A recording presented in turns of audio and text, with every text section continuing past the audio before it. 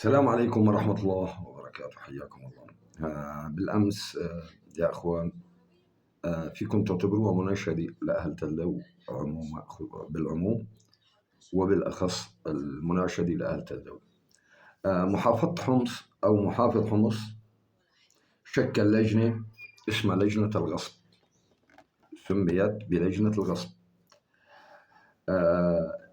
طبعا مهمة اللجنة هاي مراجعة اللجنة هاي حول ما يخص أي أملاك تم اغتصابها بعهد النظام السابق. ربما الكثير من الأشخاص يرى بالموضوع أنه الموضوع خاص، لا، الموضوع عام. نحن أهالي وسكان قرية تلدو كنا على خلاف عميق كان من الخمسينيات ما بيننا وبين قرية الغور الغربية.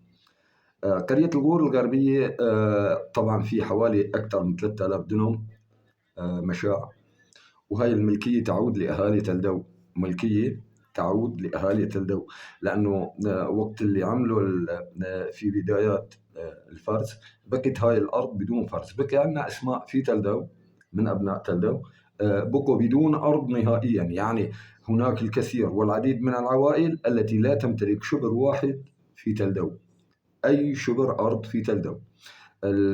الموضوع ما بدي أطوله كتير.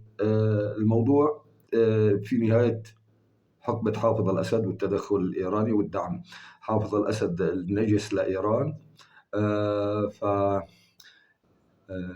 السفير الإيراني بخصوص هاي الأرض، وتم إخراج حكم محكمة بالأرض هاي، تم إخراج حكم محكمة، وتم إرضاء بعض العوائل. علما في ناس من كباريتنا الله يرحمهم ويغفر لهم دافعوا كتير ولسنوات طويلة، فالأجيال اللي إجت من بعدهم ما اهتمت بالأمر، وتم توزيع ما يعادل ما بقاربه 50 دنم لأهالي تلدو، وأخذت الغور الغربية ما يعادل 3000 دنم من الأراضي هاي.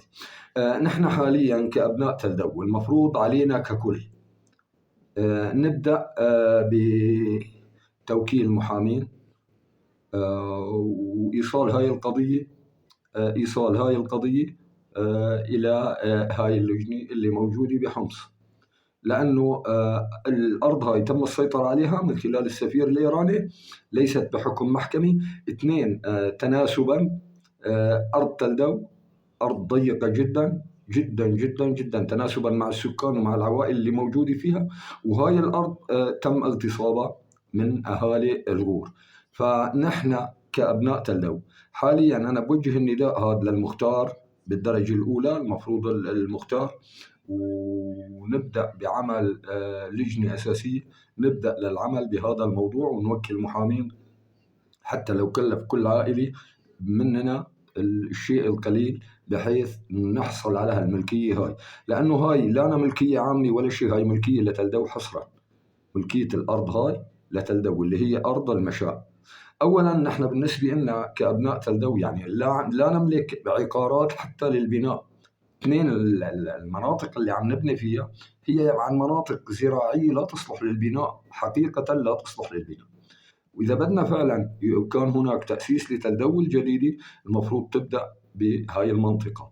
فالمنطقة هاي باعتبارها ملكية لأهل تلدو، وفي العديد من الملكيات اللي تم السيطرة عليها، ملكية بالشرقلية لجماعات من عنا من تلدو بإمكانهم يقدموا، في ملكيات تانية لناس من عنا من تلدو بقرية فلة، لأنه قرية فلة تعتبر مملوكة لأهالي تلدو وفي أوراق طابو رسمية. بس أنا حددت موضوع المشاع حصرا لأنه هذا ملكية لكل أبناء الضيعة. بتمنى من المختار شخصيا يبدأ العمل على هالموضوع هذا، ويسجل أسماء العوائل اللي بدها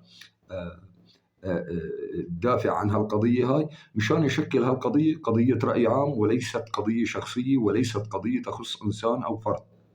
الموضوع مهم جدا يا جماعة، لنبتعد عن كتير قشور ونبدأ بشيء يفيدنا ويفيد أحفادنا من بعدنا. وشكرا لكم.